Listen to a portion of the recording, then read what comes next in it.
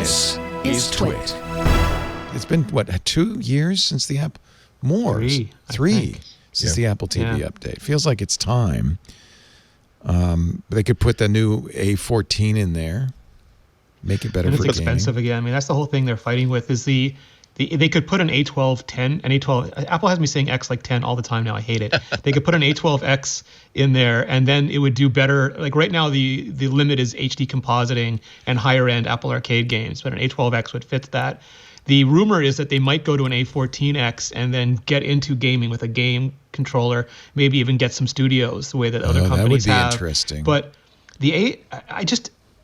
that's going to be an expensive box because that's an expensive chip. Well, it'll still be cheaper than a PS5 or an Xbox Series X, right? But the expectations won't be less, like because people are like nobody's going to spend over $100, $200 on a set-top box when Roku is so cheap, or they'll expect something more like a console. And then, as good as the A14X is, it's not the same class of SoC as what AMD is doing on an Xbox or a PS4. It's just, especially in terms of graphics.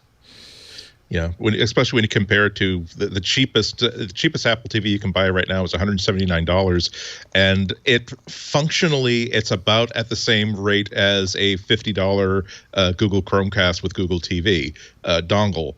If you want to spend the equivalent amount of money, you can get an NVIDIA box that is kind of more like a console, so much so that it can act as an entire self-contained media server if you want to. So it's hard to justify $179 for this box. Unless they have a really good plan for additional content that is going to put a lot more horsepower on the box instead of on the servers. When you think about how many services there are from Microsoft and Google that are going to be streaming games and put all that processing power on the server and just simply use it as a streaming device. And so congratulations, now you can get Cyberpunk on a $40, $50 dongle instead of a $500 box. What is Apple giving us in return? Right. So it also, just as you guys said, it's an old box at this point. You'd like to think that if they were to redesign it, it wouldn't be so much in the names of, oh well, now we're going to put in a hollow chip reader. Now we're going to have a 3D projector in it. More like, oh well, now we have a better idea of what people are using streaming boxes for in 2021. We're going to make custom silicon that works. So it's going to be the best client ever for Google Stadia, or it's going to be the best client ever for Microsoft streaming game services, because they've had a long time to do like gaming on the Apple TV, and it's still just sort of oh yeah, that's right. Well, if you read all the way down to the bottom of the product listing, it will say, oh yes, and by the way, you can run games on it as well. So they haven't really pursued that as well as they should have. So Apple did this once before, way back when they had the Pippin. Remember that? It was a game. Did they ever release it? I don't think so. Yep. Nope. It was released. They blew this. Yeah. They blew this one twice. I mean, when the Apple TV was first coming out, the latest one, the future of TV as apps, they had a bunch of iOS game studios ready to put like the best and their brightest on the console because they had so much faith based on the iPhone's performance. And then Apple made those really wrong-headed, really dumb rules about having to use a Siri controller and having to use on-demand resources. And the studio's like, okay, we'll wait. And then it turned out that that became a self-fulfilling prophecy, and it never matured into a proper gaming market. And now, when they could have spent all of 2020 saying, look how amazing Stadia and Xbox, I forget what Xbox calls it now, it used to be Game Pass or whatever. xCloud. It was xCloud. They keep changing their branding. I think it's still xCloud for the stream.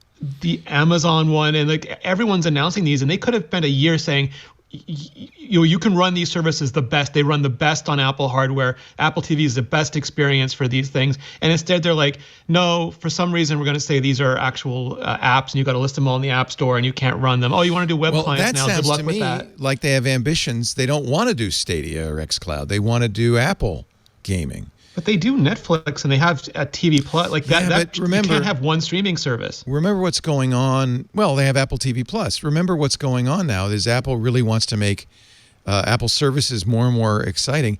I think, right now there's a problem because you can't buy a PS5 or a Series X because they can't make them. In fact, Microsoft's pleading to AMD. We had the Microsoft Chief Marketing Officer on Windows Weekly a couple of weeks ago. And I asked him, why don't you do what Apple does, where you can order it and you say, well, it'll ship in January or March or whatever. at least people would know they were getting it. He says, we can't do that because our supply chain is so wonky. We can't predict. He says, Apple, you got to understand, Apple's amazing at this. They've got it down. They've been doing this for years. We cannot guarantee delivery in March or April. So we don't want to say that. AMC and NVIDIA can't make boards. Like they've put boards on the market that they can't make. Right. Yeah. So this is actually the norm, and we're just so used to Apple doing it so well. They eliminated lines, basically. So but going back I to what think you were it's an saying, Leo, interesting idea that Apple might say, here's an opportunity. I mean, it's only for the next few months, but here's an opportunity. Why don't we make it essentially, don't call it a console, but make the Apple TV a game console. Get some AAA titles on there. You could sell it for $250 easily. But I think only if it has the streaming services. Like the same way I wouldn't buy an Apple TV without Disney Plus and Netflix. Well, it would be an Apple TV, CBS All but Access. it would be in addition.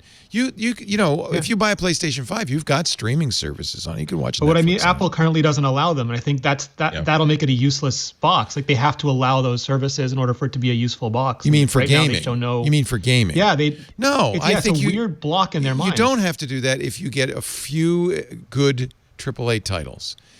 You don't need a lot. Traditionally the Xbox does not launch with great exclusives. Sony does. It hurts them, but Sony does better as a result. But I think wouldn't it be an insta buy for you if it had Game Pass and it had PlayStation games and it had Stadia, all those things? But I feel like Apple's the kind of company that doesn't do it that way. They want you to subscribe to Arcade Plus. They do it for they don't make Netflix put all their titles in iTunes. I mean, that's the thing that kills me is they are essentially indistinguishable from streaming video services. They just have more complicated controllers. Well, that's the only thing. That's my evidence that Apple has ambitions in this direction.